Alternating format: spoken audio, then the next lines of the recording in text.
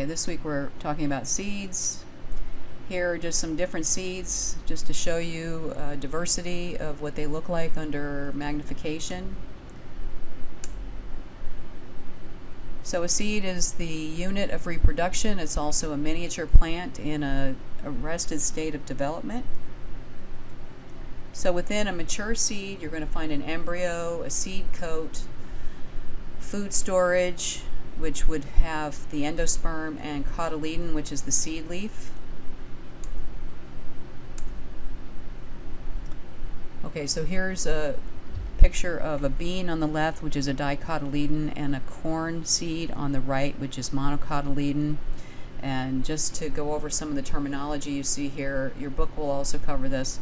The epicotyl will become the shoot, stems, and leaves. The cotyledon is the seed leaf. The radicle is the embryonic root. The hypocotyl is the portion between the cotyledon attachment and the radicle. It helps elevate the cotyledons above the soil surface. And the endosperm is where food reserves are stored.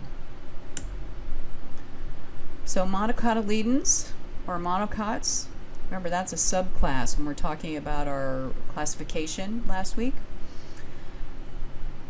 They have one seed leaf, and these contain grasses, lilies, daffodils. We can see tulips here, bamboo, palms, agave. And then with two cotyledons, or seed leaves, dicotyledons, and this is everything else that has true flowering or fruits. So the big differences here are the monocot has a single seed leaf or cotyledon. The dicot has two. Monocots tend to have long, narrow leaves, and their veins tend to be parallel. Dicots tend to have broad leaves, and they have netted veins. Within the stems, you will see the vascular bundles that are scattered within a monocot, and we'll talk about this soon. The vascular bundles in a ring on dicot, and then with the flowers, the floral parts are going to be multiples of 3 for a monocot and 4 to 5 for a dicot. Okay, so here's another graphic and talking about the roots, and for the most part, monocots are going to have fibrous roots. A lot of dicotyledons do have tap roots, but they also have fibrous roots, so don't let that fool you. You can have dicotyledons with fibrous roots. Just be aware of that, and that's going to be like annuals. Again, our parts are hypocotyl, the part between the roots and the cotyledons. The epicotyl, which is where an embryo or seedling stem above the cotyledon. And then the radicle is the embryonic root.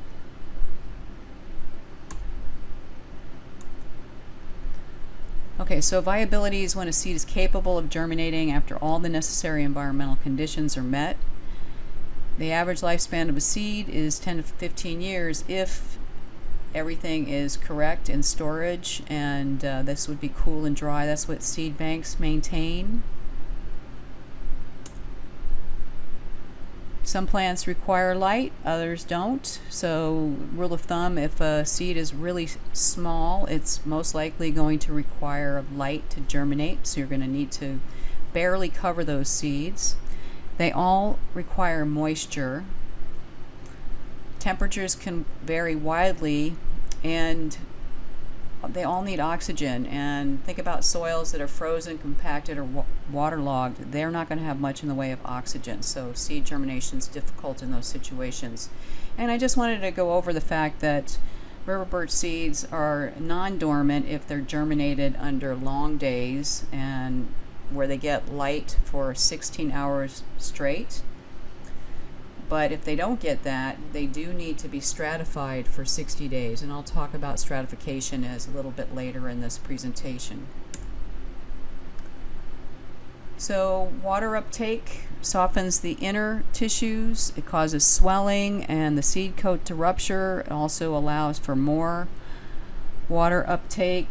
And just so you know, the alurone cells is the outermost portion of the endosperm. So seed dormancy prevents germination under poor conditions caused by hard seed coat, immature embryo, and chemical inhibitors in seed and fruit. And the most common inhibitor is abscisic acid, which is ABA, and plants such as sugar maple, red oak, and English oak are among the species that contain ABA in their seeds. Allelopathy is something that happens when a plant releases chemicals to negatively impact another, so seeds may not germinate if they're under one of these plants. And the classic plant that is allelopathic is the black walnut, not the English walnut, but the black walnut. And it's different from competition. Competition is where resources are scarce and only so many plants can get to it. This is a chemical way to prevent other plants from growing near their plants. So overcoming dormancy for annual plants, temperature is most important, but with other plants, time is important, so you can have the embryo mature. You might need to have warm, cold, moist conditions. Stratification is when you have cold and moist conditions, and scarification is when you're breaking a seed coat. And you can see here they're using a file to break the seed coat, so that's scarification.